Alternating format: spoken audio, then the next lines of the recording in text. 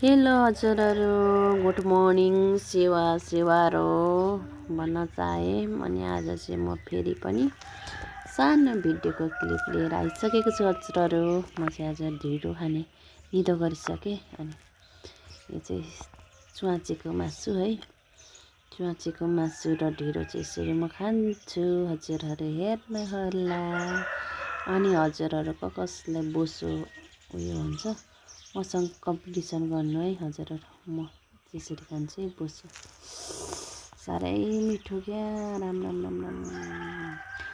अचार है, किराको भुङ्गाको अचार पनि त्यस्तै मिठो। यो झन् च्वाचेको मासु र ढिँडो त जिब्रोमा राख्नु बित्तिकै सलल गइहाल्नु क्या। ल हेर्नुहोस् त हजुरहरू, आमामामा कम्पिटिसन गरौँ है हजुरहरू।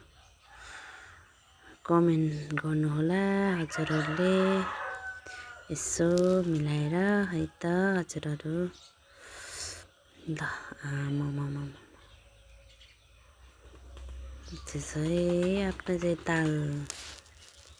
ल प्याज खाएको अरे फेरि मैले यस्तो खान्छु कि